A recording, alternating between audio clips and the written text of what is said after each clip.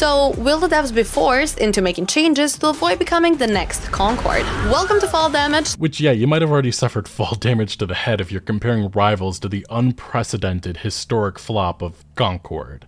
Reaching those lows is very, very difficult to do, and ultimately Rivals does arrive in a oversaturated genre with many questions about live service fatigue, but it's fun and free to play, while also delivering something that is different enough from, say, Overwatch, which likely means it's here to stay after a massive launch. Competition is good, people.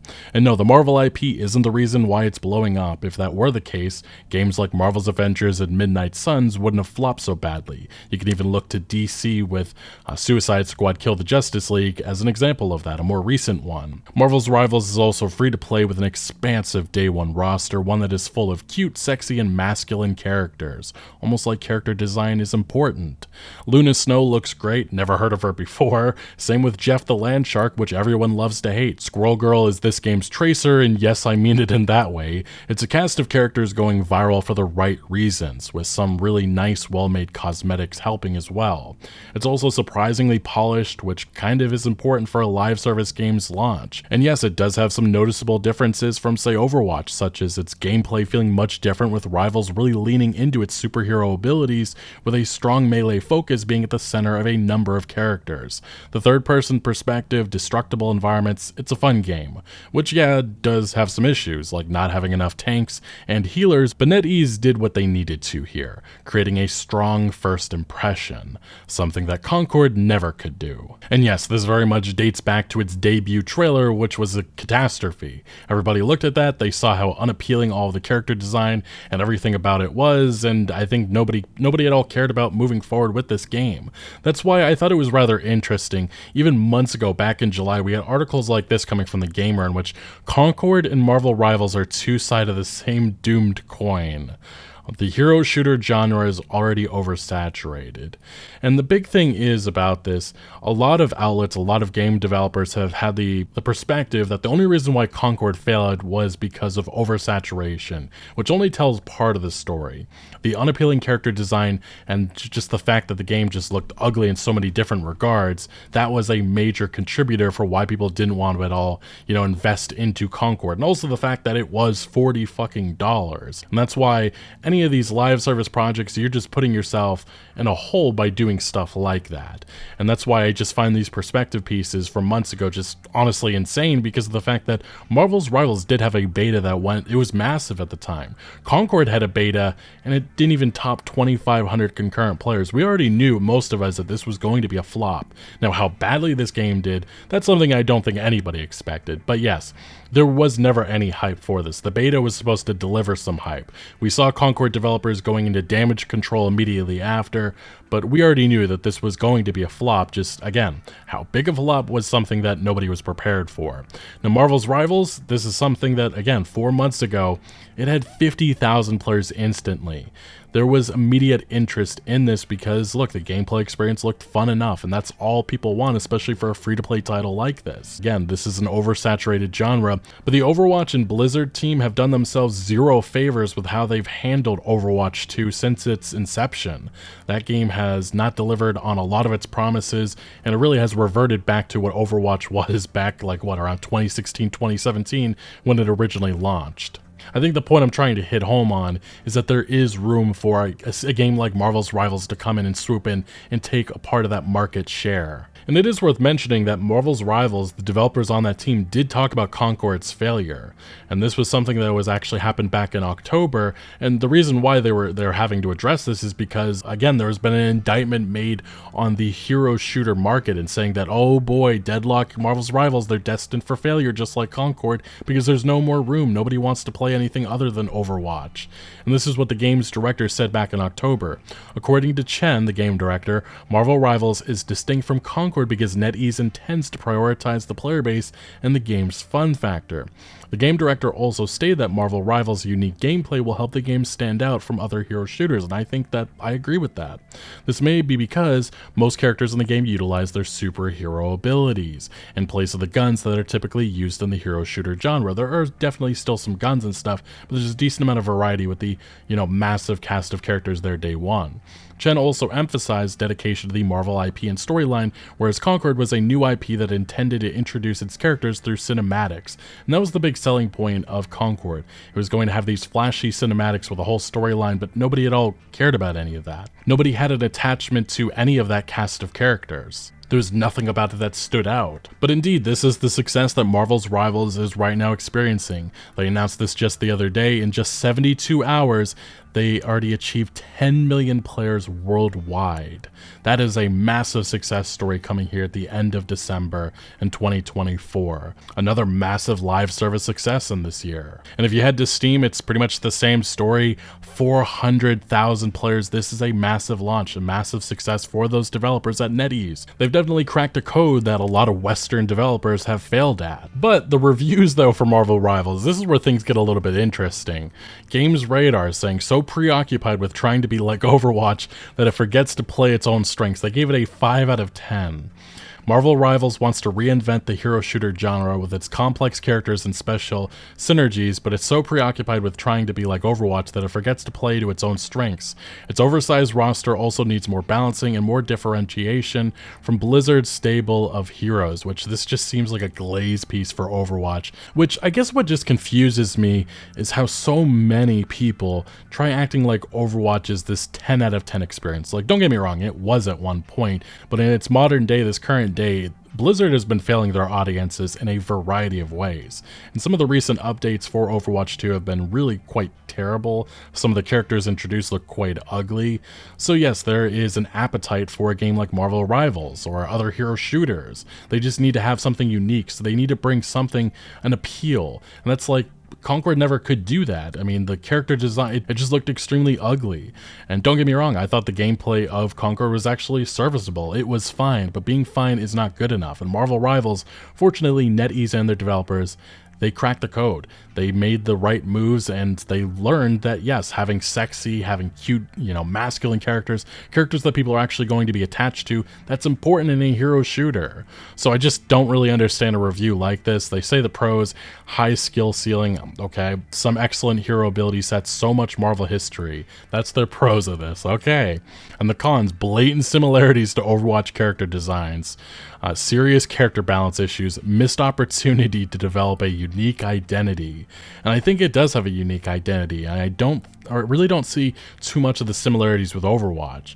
Like, I'm not a big Overwatch player anymore myself, but I do think that the melee focus is very different than, say, what you get without Overwatch. And obviously the third-person perspective, I think, changes things fundamentally. But I also wanted to bring up this Games Radar review because of this. This was their Concord review. I just find this so funny comparing the two. They actually gave Concord a better review score. They gave it a 6 out of 10, saying plenty of characters and little personality. So it was still critical, but they say Concord is by no means a disaster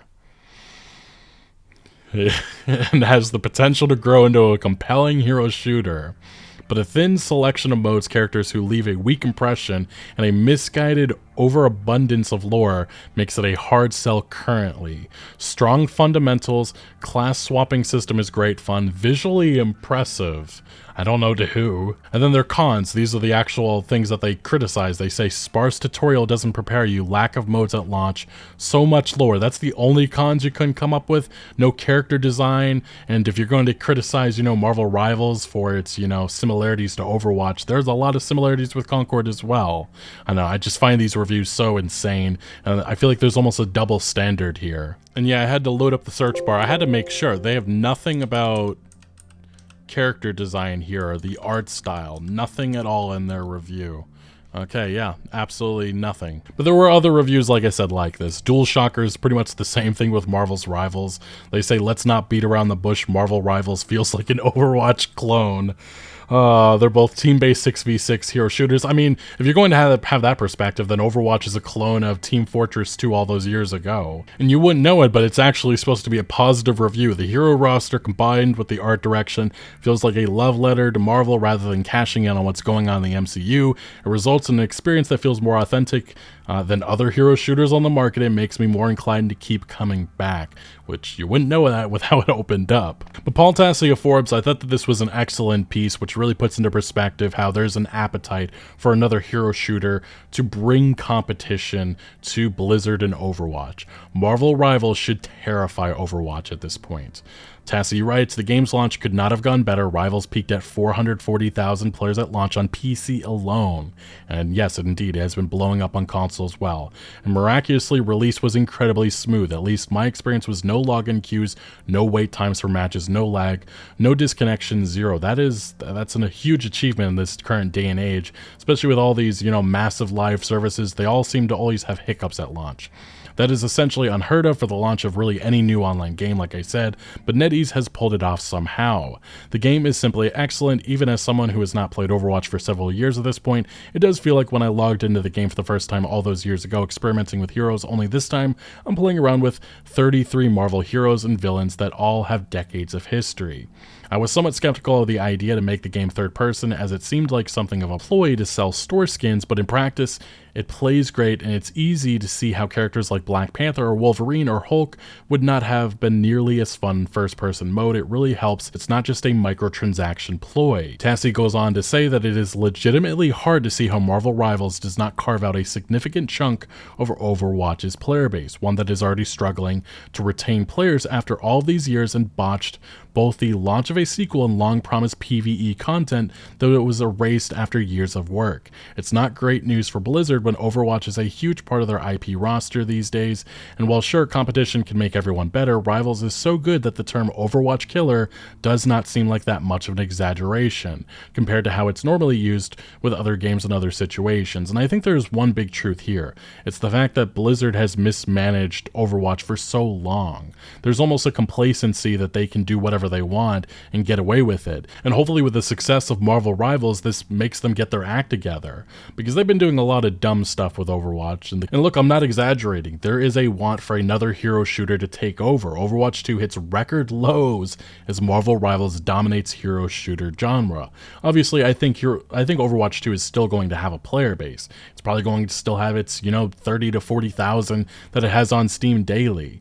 But I do think that the potential to carve away some of that player base is indeed, it could be what happens here. I think only good, because it forces Blizzard to do better. Do better for an audience that is overwhelmingly dissatisfied with the product. I mean, look at Steam. Mostly negative. 318,000 reviews, only 20% of them are positive. Even some of the recent reviews, it's mixed, with only under 50% are positive. That is not good. That is showing that many people are upset with Blizzard. They want a better product, and if it isn't going to be Blizzard delivering it, maybe it's NetEase. And if you head to SteamDB, this is actually an example that the player base is indeed being hurt by Marvel Rivals. Here we have some of the 20,000 players right now. It peaked in 24 hours with 33,000. It'll probably go up in the coming days as we get closer to the weekend, but yeah, it's been averaging right around 50, and this week it's about 20. So yes, it's definitely hurt. I do think players are going to eventually come back, but yeah, the heights of, Overwatch 2, it might just continue to dwindle down over time, especially if NetEase continues to deliver fantastic content for Marvel Rivals. But I guess where things get a little bit more interesting is the fact that we saw a Blizzard executive, a former boss of the company, talk about Marvel Rivals, and it's rather interesting. Former Blizzard boss blasts Marvel Rivals' similarity to Overwatch, Eton Rivals. And yes, this was Mike Ybarra, the former president of the company. He recently departed. I think it was at the beginning of the year he departed from the company. And this is what he said in a now deleted Twitter post, which got community noted. Looks like Overwatch Marvel Rivals ships tomorrow, much like Light of Motaram, a clear copy of Horizon Zero Dawn out of China. I mean, that was blatant. This isn't that. I mean, even the character name Widowmaker in Overwatch versus Black Widow in Marvel Rivals, LOL. Oh god, he doesn't know the fact that Black Widow is a superhero character, a Marvel character that spans many, many years, was invented years ago, years before Widowmaker even came into existence. My god, Ybarra. But NetEase/Tencent, all the same, which was his anti-China sentiments, which I find this so funny, because Blizzard glazed up to the Chinese government so many instances in the past. So this perspective is just honestly kind of astonishing. Yeah, and as it says here, Natasha Romanoff, aka Black Widow, is a popular Marvel hero who made her comic debut in 1964. So yeah, a lot farther in the past even than I thought. More than 50 years before Overwatch and Widowmaker were created. The poster is spreading misinformation. And yeah, he deleted this tweet because people were dunking on how stupid of a sentiment it was. But look, Ybarra is not alone with having a perspective of not understanding why, Marvel Rivals is succeeding in, say, ultimately Concord failed. We even saw Secret Levels as producer talking about, Concord's failure because they made an episode and an Amazon TV show for Concord, and yeah, it didn't age well because Concord no longer exists, but this TV show had to go on. There was no nicer, more invested group of developers than the team on Concord. I honestly don't understand why it didn't work, because he has no input or any insight into how video games work and how unappealing the characters were. I know that they were trying to do the best they could, and they were a talented group of artists, so I feel terrible for that, and sure, but talented developers and stuff, that doesn't mean anything. You have to make a good product, and Concord wasn't that. It was also a pricey one. I mean, $400 million to develop, that is insane. And there's a reason why, you have to deliver.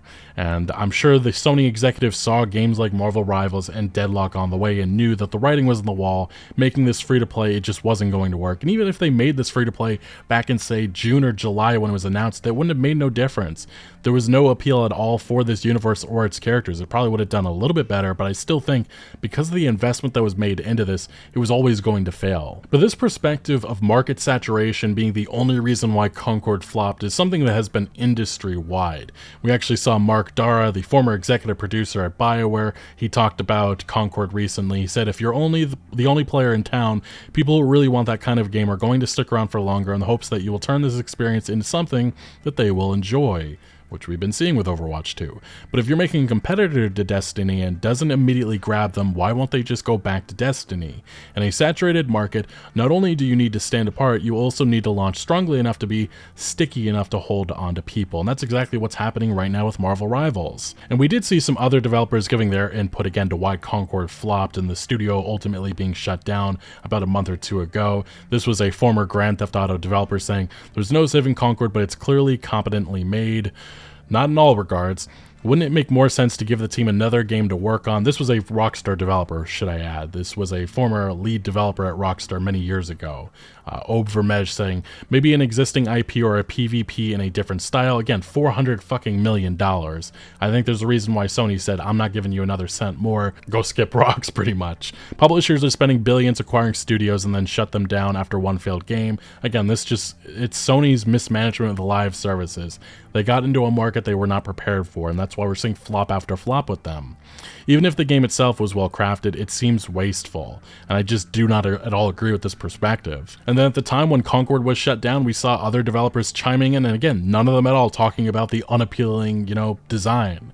Cliff Bleszinski saying, Concord, I feel your pain, because he launched a similar one years ago, which also never really gained an appeal at all. And then we saw the former Evil Within 2 and Hi-Fi Rush director saying, I feel terrible for everyone who worked hard to put this out. Also, it was the first PvP game in a long time that resonated with me, and I was having a huge amount of fun with, so this stings even more.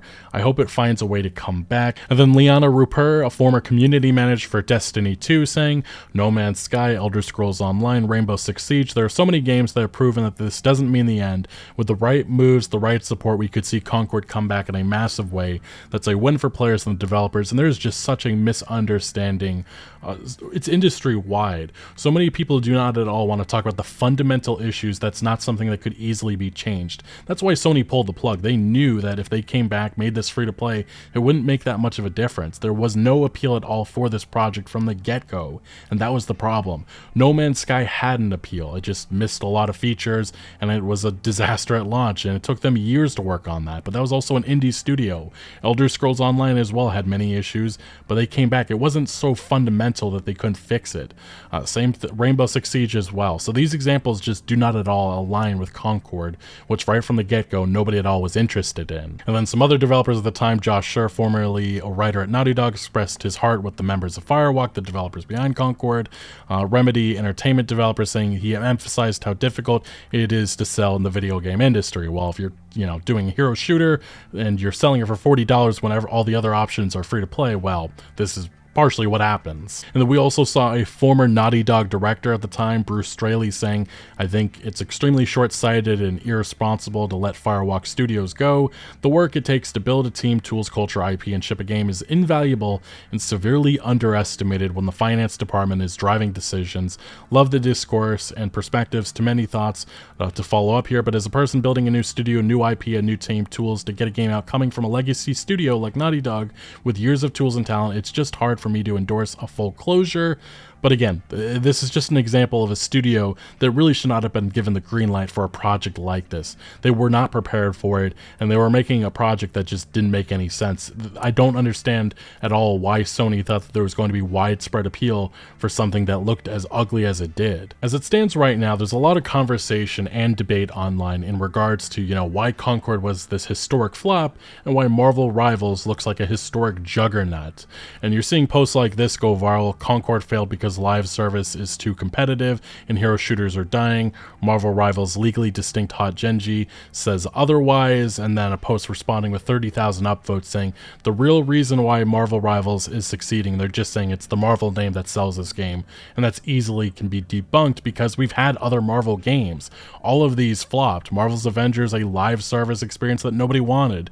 Midnight Suns was decent enough, but it flopped, and Guardians of the Galaxy was a good narrative experience that nobody played. So yes, if this was true that the Marvel name is the reason why Rivals is successful, these games would have been massive hits. They were not. Anyway, all I can say is that it does look like Marvel's Rivals has a bright future. Looks like NetEase already mapped out some of the future content. Looks like they already have some great heroes on the way. Fantastic Four integration seems to be something on the way, as well as more X-Men characters. So look, I am actually excited and really look forward to seeing where Marvel Rivals goes, because I think that competition is good, and NetEase bringing this to Blizzard, it's long overdue. The current state of Overwatch, the quality has stagnated. Arguably, it's only gotten worse with time, and a game like Marvel Rivals only means better competition, better products all around, and Blizzard either is going to improve Overwatch 2 or they're going to get left behind. That, my friends, is an example of a healthy market, and this will only lead to better products for you and myself. Anyway, what do you make of Marvel Rivals? Have you decided to check it out yet? Let me know your thoughts down in the comment section below, but thank you for watching. Make sure to leave a like if you did enjoy this video, or if you found any informative value. Consider subscribing for more videos like this, and I'll see you later.